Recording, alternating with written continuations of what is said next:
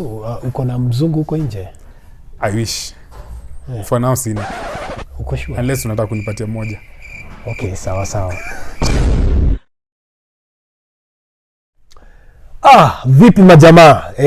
It's Dagi here and yet is another day whereby tutakuja kudiscuss vitu tofauti. Niliwaambia tutakuwa tukiwaletea watu wa professions tofauti, maceleb, and leo tuna indulge deeper into the tourism industry. We have different types of people who are in the tourism industry, and today tunaangalia watu wa kampuni ya Tours and Travel.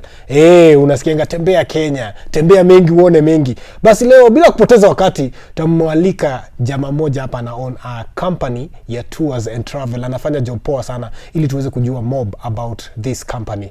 Well, ladies and gentlemen, welcome Sammy. Buda, come. Poa sana, weka hapo bana. Uko fiti? Kabisa. So uko chonjo? Niko chonjo. Unajua hapa maswali ni moto.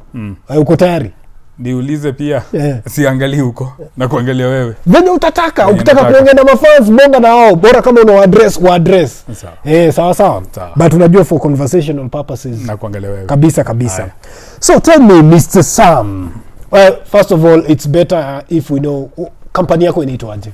Kampuni yangu inaitwa Rosolo Safaris. Rosolo Safaris. Yes. How did you come up with that name? So the name, interesting bit, nilikuwa nafikiria as I was talking to people. I talked to a friend, akaniambia, why don't you combine two words? Why don't you think about something? Na nika think about the only one. Na nika take it up about Spanish na Italian. Siko sure kama ni correct. Yeah. Najua moja ni one, ingine ni only. Okay. Na nikasema Rosolo. The one and only. The one and only. Wonderful. Yeah. Hey, inaka romantic. Uko focus tu madem peke yake. I wish. So Mr. Sam, unajua kuna vitu fulani zenye ziu to inspire kufanya different things in life, be it in our profession or anything. So what inspired you to become a tours and travel operator in Kenya? Very good question. So for me, ideally nilikuwa, my background is in hospitality. Mambo hospitality, mambo ya hotels and all this aspect. But nika find I am more inclined towards the tourism bit of it. Okay. I am more happy nikiona opportunity ya kuserve mtu, not necessarily akiwa kwa hotel ama kwa restaurant, true. But outside tukienda na yeye na to make hizo experience, to create memories, because it takes a lot of time hata for mtu to look for money to actually go. Okay. Not hata uangalie mtu wa nje, unaangalia hata mtu hapa. Wewe utasave, utatake a few months, lazima separate do. Na nataka by the time unaenda, by the time you take out your opportunity kuja kutravel na mimi, that it actually makes sense to you, that you actually enjoy it. Yeah. Na tuna create memories. Definitely. So for my aim is create hizo memories. Wow. Yes. Hey, that's a quite different approach, and of which it's unique. It provides a unique selling point for your company. So what are the challenges that you umepitia when running this tourism and travel business? First, the biggest challenge, naweza sema, one, marketing. Because you cannot be a jack of all trades. Yeah. Na pia ukiangalia a lot of other marketing platforms and all these things, and also wale wako na hiyo ujuzi kuweza kuku bring up na kukusaidia. Everything is money. So marketing is the biggest challenge, I can be able to say. And the other challenges that we face here and there is also competition. But competition is healthy. Inakufanya uende research, uende angalia nini watu wanafanya, na nini wewe unaweza bring up on board. So I can say that one, I can take it as a challenge, but I can also take it as an inspiration. Wow. That will actually do better. That hata mimi leo inakuwa household name. Hata ukisikia ile kampuni hiyo ni kitu yote tunataka. So that has been the challenge. Abisa. But we are working towards it. Hawezi sema ni challenge forever. Wow. Yes. That is very good. So we realize in Kenya is a tourism industry type of country. We have beaches, we have oceans, we have lakes, mountains, and so on and so forth. And how do you come about to choose your tour destination in this country? Very good question. So you find that choose a tour destination, it's not 100% mimi as the operator, mimi as the guide. It is also wewe unataka kufanya nini. Yeah. Of which that is the most important question. Okay. Sitaki kukujazia, sitaki kukwambia nataka kwenda Masai Mara. Utaki kuona wanyama, maybe unashinanga pale unaishi Lang'ata, unashinanga unapita hapo nje hapa unaona mababoon kwa MMU, unashinda unazionanga. Unataka something different. Unaniambia we want something. We want to go to the beach, we want to go to something. We want to go to the mountain, we want to go hiking. So the client or the guest himself plays a very important role kukwambia ni wapi. Wow. But now mimi on my end I have to have already done a lot of research, a lot of product knowledge. Yeah. That ukiniambia unataka kwenda hapa, tell me a little bit more about that, so that I'm able to give you all the information. So it actually starts with the client, what you want, but kama ujui pia tutakupatia options. Yes. So we realize that it is a competitive industry. So what's unique that we can compare between you and other companies, tour companies? What's the unique selling point that you can say Rosolo industry or Rosolo tours company, this is the way to work as compared to other companies? So as you've mentioned, competition, we are many, we are selling the same product. So how we serve or how we deliver our product is how we can say us distinguish amongst the other companies. Personalized service. We will walk with you throughout the entire journey. Hatutataka kukupatia kukufeed information. We will let you and we will listen to you. Because everybody has, as I've just mentioned, everybody has a different interest. And so we sit down and we look at your interest and we will help you to deliver on that, whatever you're interested in. Hata kama ni wapi, tutafanya, tutadeliver. So you realize that maybe some of the viewers uko nje wanafikiria labda it's all about order service or booking a service and then unapelekwa place unapelekwa. They don't know the process in between. Can you tell us the process when it comes to tours in Kenya? How do you plan? How do you plan so that you can have, let's say, like a tourist or a client to the destination and back? So the first thing, very good question. The first thing is, kwanza lazima upate huyo tourist ama upate huyo guest. Kabisa. That's okay. And venye nimesema, you get what the information that they want. What do they want to go? And with the knowledge you are able to do. So what we do, we are in partnership, or we talk to hotels, we talk to airlines, we talk to buses. We look at which option you are using. That's okay. We also now look at how you will get there. So if, for example, unatumia train, tunahakikisha utafikaje SGR ya Nairobi. Let's use the basic simple. Utafikaje SGR. Tunataka kubukia train. That's okay. Before hata ufike huko, tulishaangalia hotel na tukapata hotel lilo unalala. That's okay.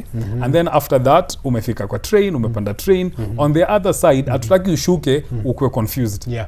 Uanze kuchanganikiwa unaenda wapi. Tushapanga, kuna mtu atakumeet while you arrive there. There's somebody will meet you. We'll have your name on a banner. We'll take you to your hotel. Ukifika kwa hoteli, we have already arranged. Utaanza kuuliza ni nani. Na ukipatia na ID, wanajua, they were expecting you. That's okay. And then unachekiwa in. You enjoy your meal, you enjoy your stay. You want to do something while you're there, utaki tu kwenda kulala. It's your first time. So we have even organized, we can even organize at an extra to have somebody to take you on tour. Uende Fort Jesus, uende uone ile bridge ile inafunguka, ile tuliambiwa ferry kikuje na jifungui lazima uione, uende utembee hapo uone nini, mbona watu wa huko, watu walikona kwanza wanachoma wanajua sana. Uende tu uone, hata kama ukae hapo. Uende Mama Ngina, uone mama ukule hizo vitu wanapika hapo. Ukam. So and then at the time you finish, kuna mtu atakuchukua, atakuleta bado to the train. You take your train, come back to Nairobi. Unaletwa hadi kwa nyumba. That is the entire journey. Wow. Yes. So you realize that maybe there are some people who are so adventurous, they would like to let's like experiment on few ventures when it comes to traveling and tours and safaris and so on and so forth. So how do you ensure safety of your clients? Maybe somebody who has gone for bungee jumping, or maybe let's say like boat ride. How do you ensure a client? Maybe with just one example, not so many, so that the viewers can understand. So safety is paramount. Safety is very important because at that particular point, we are responsible for you, we are responsible for your safety. And so I'll give an example. So umeenda, let me take an example still of Mombasa. When you're in Mombasa, unataka kwenda kuona kusnorkel nikienda kuweka ile kitu ya mask, una swim ukiona samaki. The first thing that we look at before hata uingie kwa hiyo boat is kuna life jacket. Life jacket is very important. Tutakupatia boat, it's not overloaded. We do not want a case whereby something happens and you are not an accident happens in the ocean. That's okay. So we look at the safety, the boat operator, the person who is doing it. Remember, we are working with partners. ile to be honest, we do not own everything in this circle. That's okay. Yeah. We just help you through the process by giving you people who are reliable. Kwa hiyo boat tutapewa life jacket, tutanishow pewa life jacket. Ukiingia ndani kama hujui kuswim utaingia nayo life jacket kwa maji. Okay. Kama uko confident si lazima uingie, kaa tu kwa boat. Wow. Utaona samaki ziko na glass. Yes. So you don't have to enter. Okay. So we never put you in a situation whereby you are putting your life at risk. Wow. But if you are adventurous, you know how to swim. Ruka kwa maji, swim na samaki. Rudi kwa boat, go back to your hotel. Wonderful. I've seen that in your profession, safety comes first before anything else. Yes. So, assuming that the Kenyan people or the Kenya tourists, the local tourists, have info about the Kenya tourism industry, what we will focus on the international aspect, the tourism who come from outside Kenya. Yes. What is the biggest misconception that they have about the Kenya tourism industry? So, the biggest misconception you find, especially, is people do not know what to expect. And we can say that information is there, and a lot of marketing is being done by our Kenya Tourism Board to be able to actually disseminate all this. And a lot of partners, a lot of hotels, operators, everybody is trying as much as possible to put information. But remember, peer client, si lazima kwa wamefanya hiyo research. Yeah. It's not a must they have done the research to actually book their trip. So when they come, they have already opinions. Remember, we have in the news, we have things like terrorism, we have things like hunger, drought, and all these things. Yeah. And so in one of the other, they might try to imagine how will it impact their trip. And so they will be coming with an understanding maybe now, because now, let's say in January, it's very dry. Yeah. They will assume that when we come now, there are no animals or things like that. Okay. There isn't water, it's a hard. And so that is the biggest challenge, especially trying to be able to change that. Some things we can change, some things we can't change. Like weather, we can't do anything about it. We can plant trees, we can do a lot of responsible tourism around it, but a lot of things we can't control. Yeah. But we try as much as possible to disseminate information to say that it is now safe. You don't have to worry about your safety. Exercise the level of caution that you exercise in your home country. Just come with an open mind and be ready to receive the hospitality of the Kenyan people. Wow. You see, those are natural causes, and we must find ways of improvising.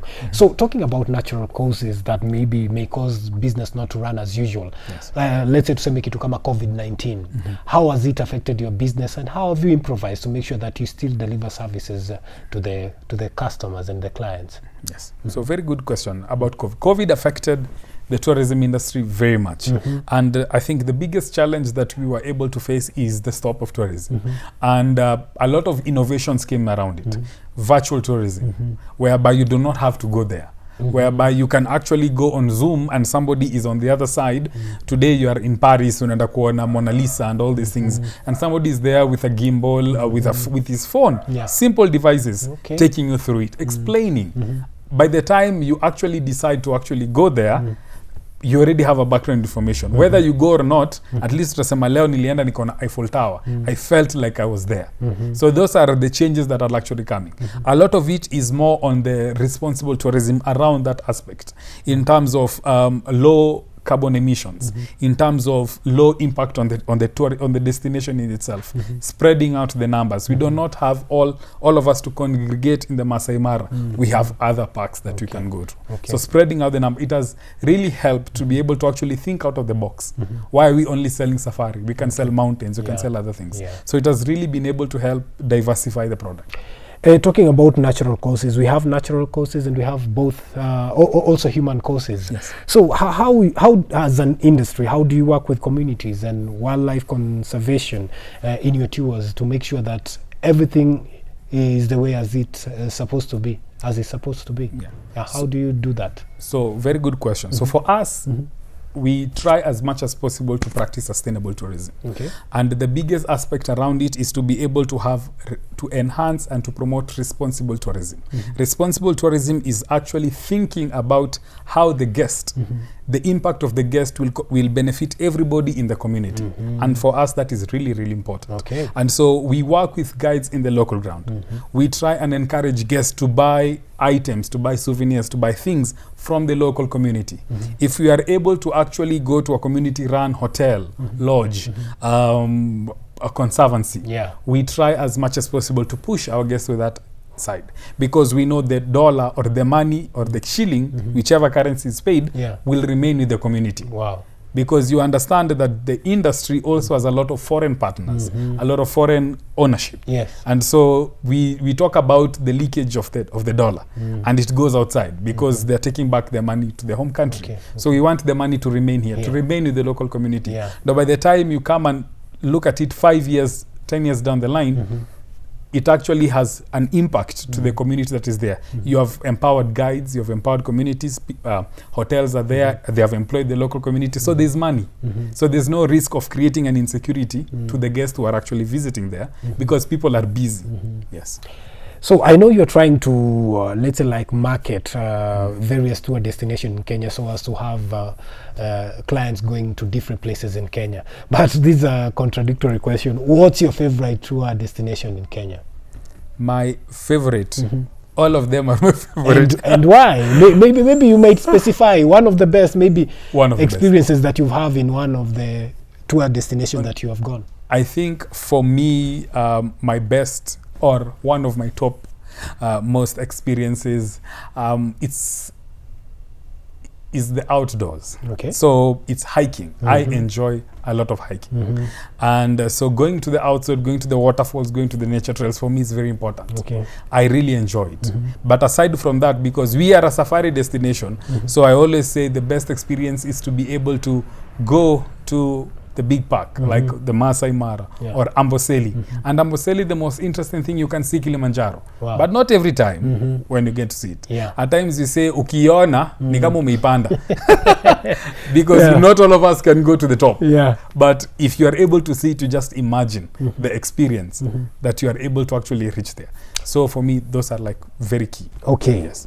So on to the next question. How does your faith inform your approach to responsible tourism and preserving Kenya's cultural heritage? So my faith is more not necessarily on responsible tourism, it's more on ethical tourism. Okay.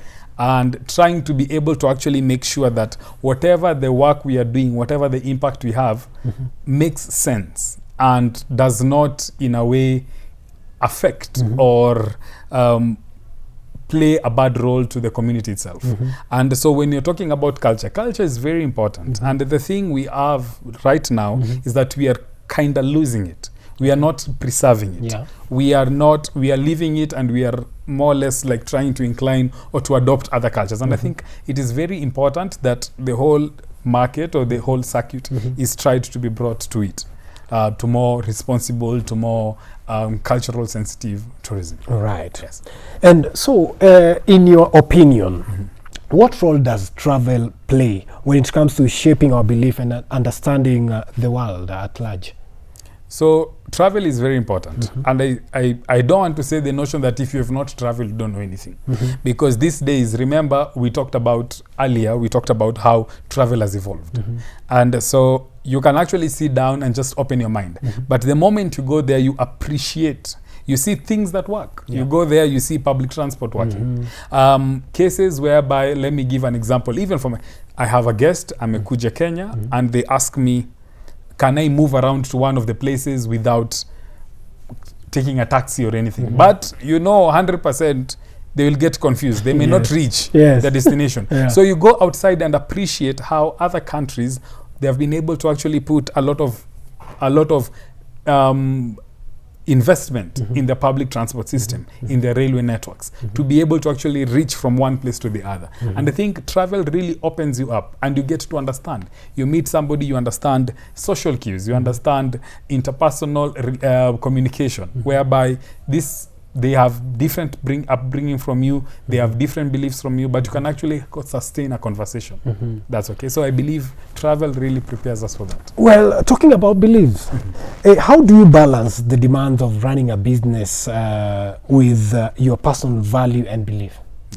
So it's very important. It's very, as a business owner, let me first start that one, because it's tough, whereby somebody wants, let me say in my example, wants a quote. They want to travel today. They want a quote right now, immediately. That's okay.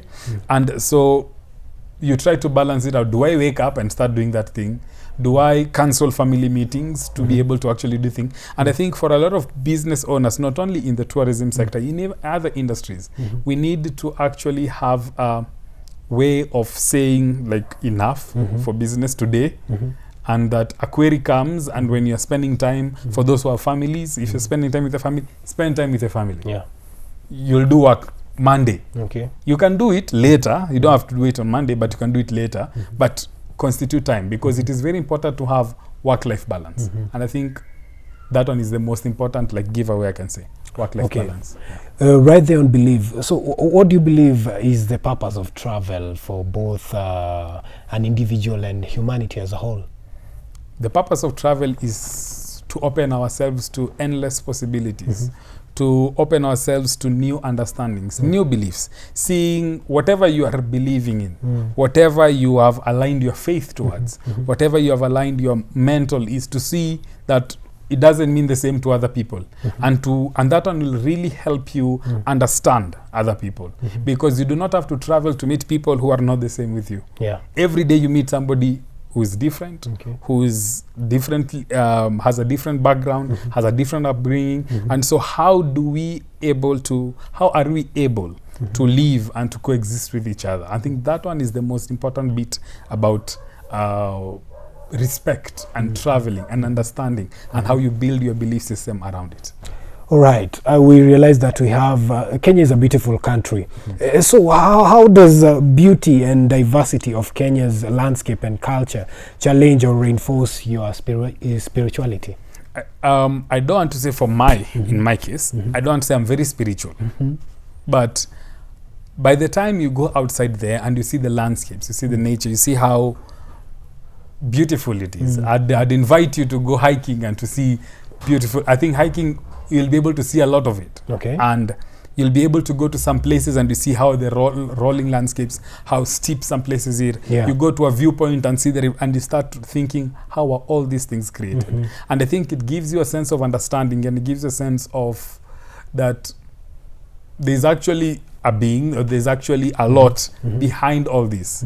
How does one place is dry, like let's say for example of the mountain, why is there a windward side and a leeward side? Why is there a dry side and a wet side? I think you start questioning yourself and you start understanding, why do we have animals surviving, why do we have drought taking away animals and all these things?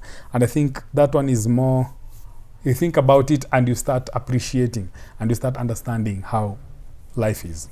All right. I know it's a very competitive industry. So maybe you can tell us, in what ways does tours and travel make, in what ways do you make tours and travel more meaningful and impactful beyond entertainment and just sightseeing?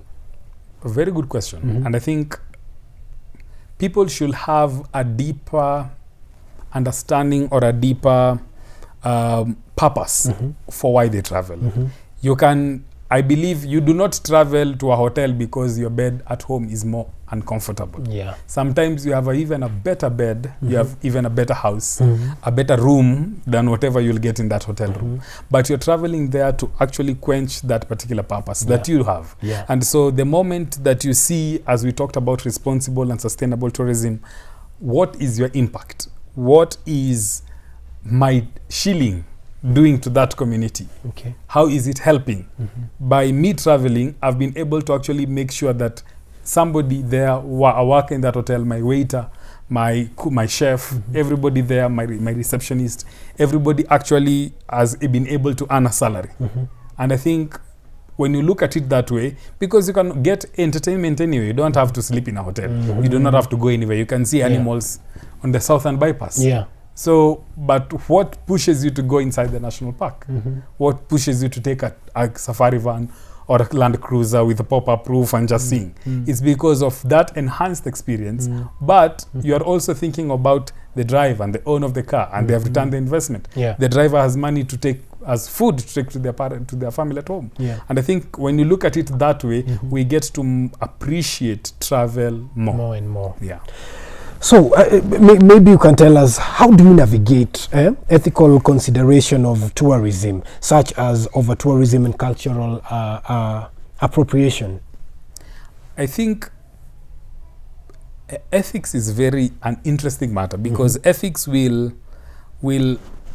put you in a position whereby you have to really choose. Do you have to choose between making more money or having low impact, ensuring that the destination that you have or the item that you have is there for the future generation? And I think that is the most important aspect. But when you think about over-tourism, some countries are practicing over-tourism or they have been experiencing it, let's say pre-COVID. Yeah. Big destinations like Thailand, Indonesia, all of these things.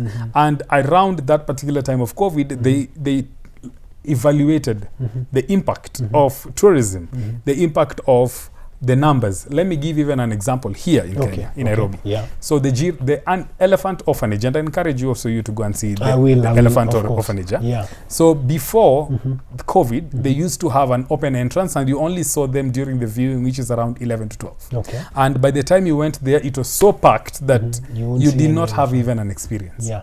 And during the time of COVID, they closed and they opened it up and they only had like 100 slots. They increased the entry fee, but they had a limited number. It's more cozy. You can hear the person talking. You can actually go to the front of the line and see the elephants, see the baby elephants, have that experience. Because in Nairobi, you can't see an elephant. True. That is the only place we have. Nairobi National Park doesn't have an elephant. Yeah. And so that one to me is more or less looking about, are we making more money or are we trying to be able to have more people, but having less people and creating a better experience for them, and also making sure that the animals are not stressed out and all these things by limiting or capping the numbers. For me, I think that is where, as a destination, in popular parks, not all parks, some parks are not like really visited, and so having or encouraging people to actually visit other parks and to visit other places and to do other forms of tourism will really be able to play a big part in melting down or toning down the over-tourism or the pressure to the tourism. Yeah, that's it. So now we'll indulge a little bit into environment and environment conservation. So how do you reconcile the environmental impact of tourism with the desire to showcase and preserve Kenya's natural wonders? I think when you look at it in terms of the impact of the environment that we have, and a lot of it is being done by conservancies and environmental organizations that are really focused towards tourism.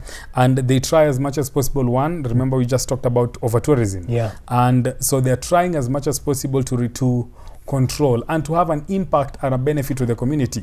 Why would, for example, why would a Maasai herder who owns thousands of acres of land decide to give that piece of land to conservation for animals? Looking at it of preserving the animals, preserving the vegetation. And I think the most important bit is when you are aware that plastics destroy the environment. Plastics take time to decompose. Reduce plastic. Use alternatives. Be creative. Allow people to think out of the box. The moment you put a blockade towards something, it helps people think, what can we do? What can we be able to put forward? And that is why we have a lot of these reusable bottles and all these things. And people taking duffel bags and buying the paper bags. And just the impact is very low. And when you go to the parks, in the dump sites, yes, they still trash, but it's not as much. Yeah. Well, in our way of life, always, every day or each and every day, we have lessons to learn. There's always a learning experience in our endeavors. So tell me, what's the greatest lesson that you've learned as a tour operator company in Kenya? The lesson that I've learned is, first, be content. Don't expect so much. Don't work hard. Need something to motivate you, but don't be having so much faith in things, because things can happen. Who knew COVID will happen? Who knew the world will stop traveling? No one. Who will know? So diversify. And the biggest lesson is, for me, I've seen is appreciate the environment, appreciate the nature, appreciate the people, the culture. Respect the communities and the diversity that we do have. Because I want to go to a particular place and I want them to welcome me the same way if I go to my village or do I go to a place which I'm familiar with, I'd want that the same. And that can only be gotten through respect and communication. And I think those are very important life lessons that we should all aspire to do. Okay. Yeah. So as a company, I believe you have mission, visions, goals. So about vision, how do you envision this tourism industry in Kenya, and what are the steps that you're taking to shape that future? I think where the tourism industry now is going is a lot is changing. A lot of people wanting to explore on their own. Okay. So how are we as Rosolo Safaris putting our products to be able to actually cater to that type of traveler?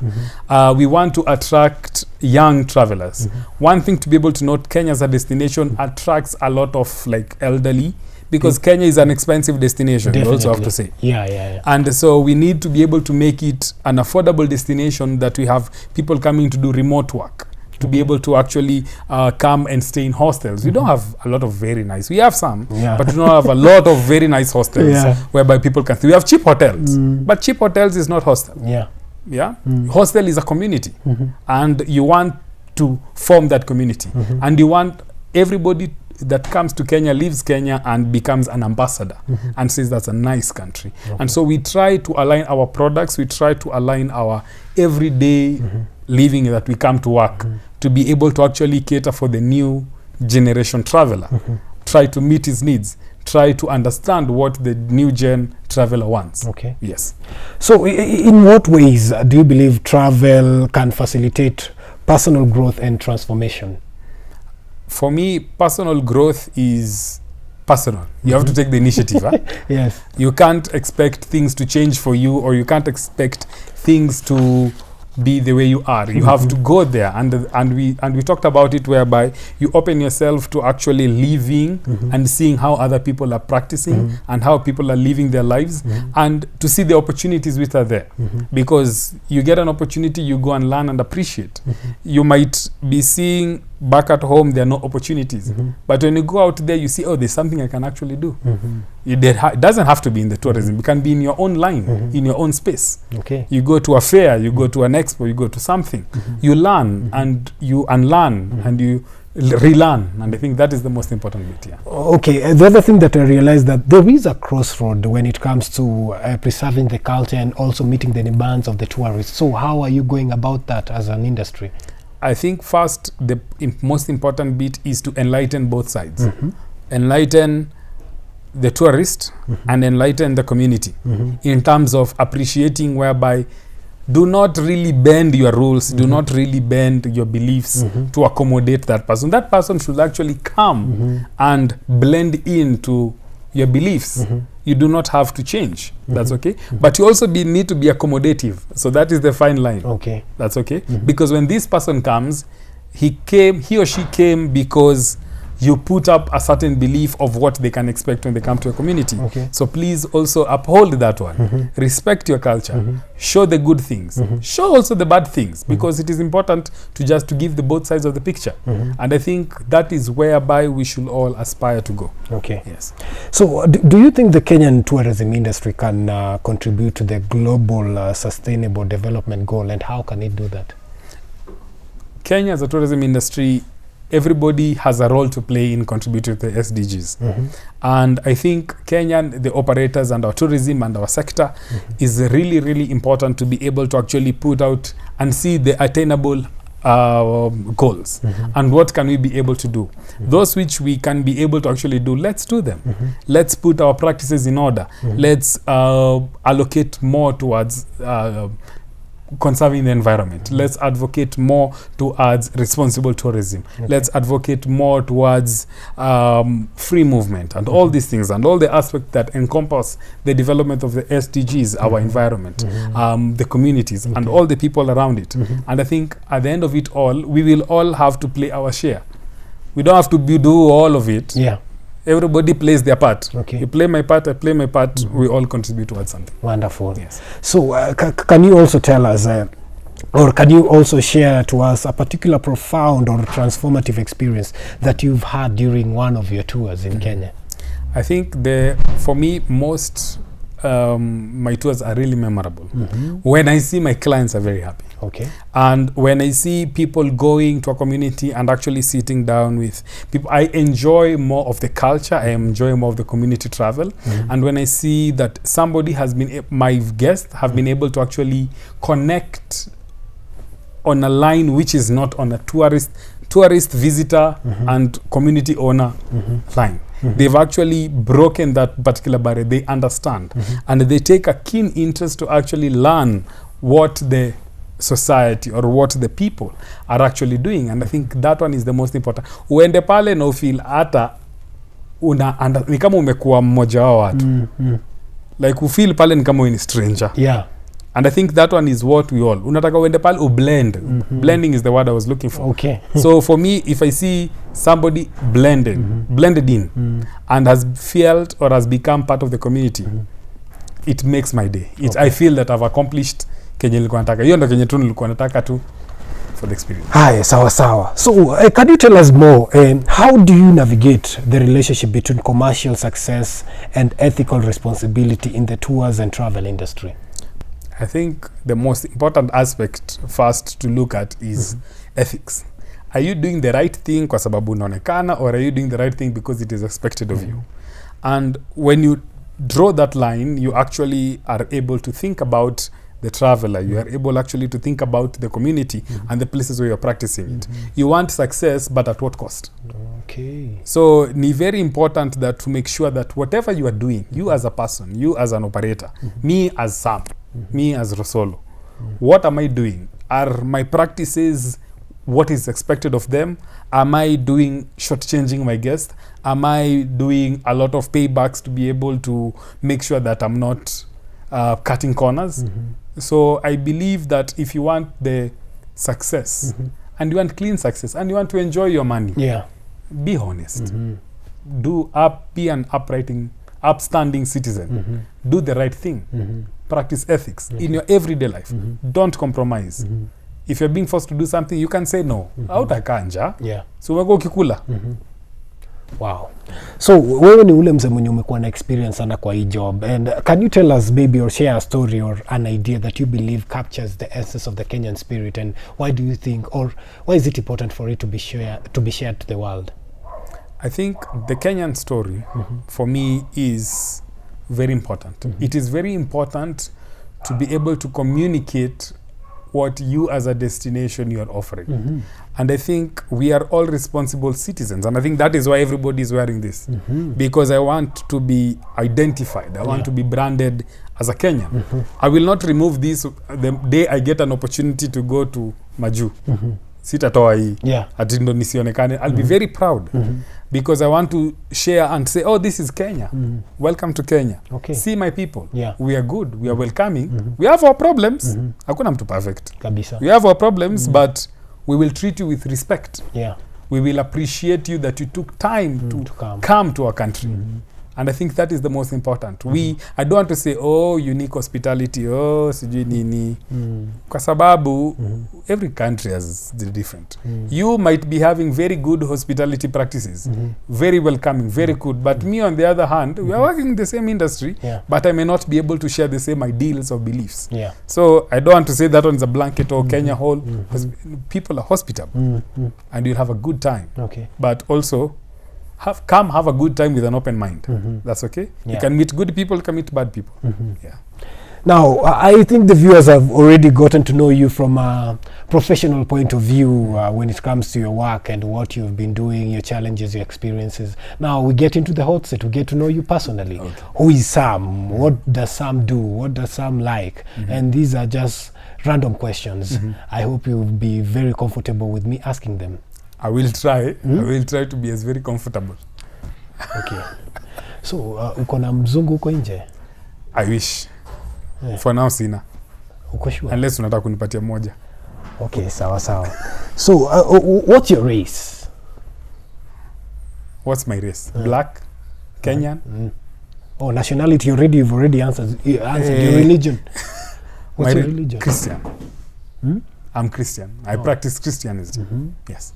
Sawa. So, are you planning to have children very soon? Yes, I'm planning to have children because I believe multiply and fill the earth. Okay, that's Can you the do your view? perspective. Yeah. There's no reason of having kids, just filling the earth.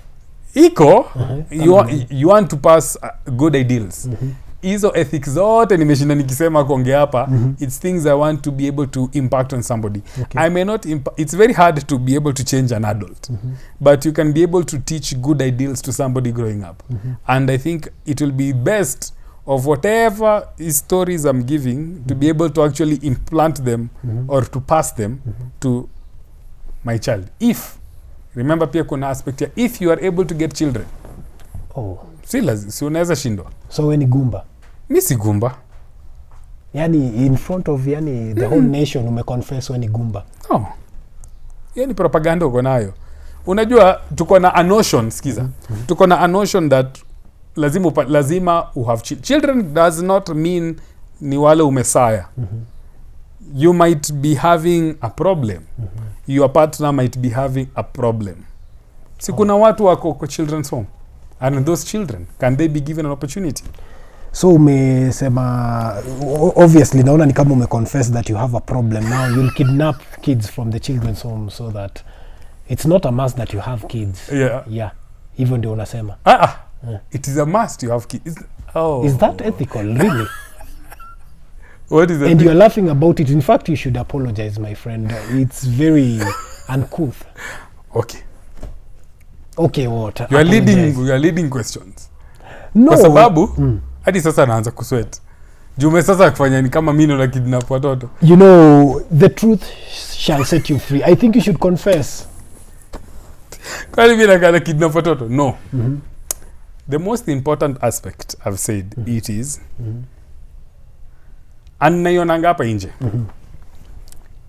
But siko sure kwa sababu mimi sina mtoto. Si ndio? Ama ule anajua niko naye. Every child deserves a home. A children's home is a home. But if you can be able to get somebody, whether you have your own kids, biological or not, and you are able to provide, you do not have to live with that person. You can provide help by sponsoring education, by taking care, by doing something towards the child or the children. You do not have to do it to one person. I think that is why the whole aspect of charity. You do not have to do it to one person. You can say at X amount of money I'm raising at this particular month, napate children. So whatever they choose to do with it to the children, I'm saving children of the world. Yes. What's your success story when it comes to explaining about, let's say, like matters involving family? Itakuwa very strange nikiongea kuhusu family na mimi sina family. When you yatima? Mimi si yatima. So hata you didn't grow up somewhere. I grew you up don't somewhere. know anything about family. I know. I have family. Oh. I have siblings. Ah. I have family. So umeconfess because hauna watoi, una practice family planning. Umefanya vasectomy kwa hivyo? Hapana, sijafanya vasectomy. Because umesema wewe si gumba, so lazima ukuwe umefanya vasectomy. Kwani wewe ndio ulinipeleka? Mimi Bado. Sijafanya vasectomy. But you're planning. I'm not planning to have vasectomy. What advice are you giving, or what example are you showing men out there at your age? I think maybe you are not above 40, so you want to have a vasectomy at this age. Kuna watu wanafaa kufanya hata vasectomy hata. Kwa sababu kwanza wale tuseme deadbeats. Wale wa take care of their children, of their family. And afanye vasectomy. Si mimi. So does it mean that saizi umechukua bibi ya mtu mwenye ameachwa na bwana yake na akona mtoto unamshughulikia? Hapana. Because it looks like you have the experience of knowing kuwashughulikia, of knowing who are the deadbeats na washughulikii. So au una push agenda that lazima wafanyiwe vasectomy? Si push agenda. Ni mbona unafanya kitu na uwezi take care? So what is the point? Nafanyanga responsible. Unachukua sheria mkononi? No. Unajua pia kwa sababu unajua ndo maana government inapatiana condoms. Use condom, use family planning, use protection. So saa hii kuna super gonorrhea. So Sasa unataka niende nipate mimba, nipate super gonorrhea, niko so na mtu hata hata ni weird yani. Unavaa condom alafu unachukua sheria mkononi. Kiume. Self service. Is that what they teach you in the tourism industry? Hii yako saa hii ni a lot of story. Unadi na sweat kwa sababu na feel ni kama ni kama sasa kusema personal attack, kusema personal attack na mancha anafanya hivyo. So na feel una attack the boy child huku nje kwa sababu watu wako responsible, watu wana take care of the families, lakini wewe uko na agenda. So moving away from that, yes. What's your take on the petroleum price vile imepanda? What's your take? Petroleum, mafuta ya gari. We are talking about petroleum products in general. As Japanda? Oh, ladies and gentlemen, there we have it. Tycoon when it comes to petroleum product, because anachukua sheria mkononi, so for him this is a necessity, and it's very disappointing in front of God, a man of God. I don't know what to say, but I think I'll invite you to church. I go to church. Oh, nenanga kanisa. Which church? Yeah. Are you talking about church ama kuchurch?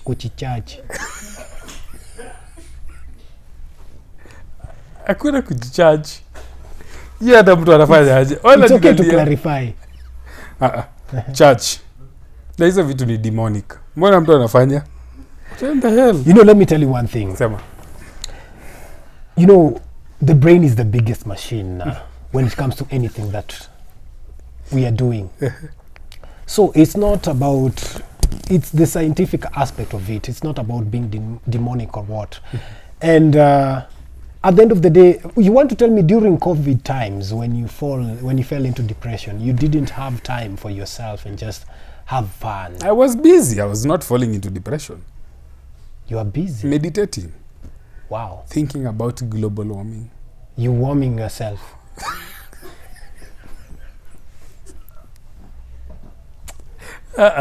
Yeah. Unaweza jiwa majini umeshinda kwa nyumba 24 hours a day. Aje. Sasa now it brings me to my point. Hujatoka nje. Hujachomwa na jua. So what else? Kuna other things. Unajua lazima hii life lazima ukuwe na hobbies. Oh. So hiyo si hobby. So you're talking about hobbies. Unajua ni career unaingililia. Unajua kuna watu wanapeleka watoto shule na hiyo. But who's paying you to do these self-implicating hobbies? Who is teaching you? Or who is paying you? Is it ladies and gentlemen, I feel like tukiendelea hivi ujamaa atalia hapa na mambo itakuwa ngumu. Well, that has been it and we've had fun during this session. Please, wacha kucheka kwa set yangu. Okay. We are doing serious business here. So, tupatane next time na show itakuwa moto. Venye tu mmeona, tutakuwa tunaleta hapa tunauliza swali fiti, swali kuhusu their profession and also their personal life. And it surprises me that when it comes to personal lives, people are so secretive. I don't know why. And maybe Mungu atatusi through. Well, the only thing that I can say is that Wee Kaa Hapo and stay tuned for another good episode. Thank you.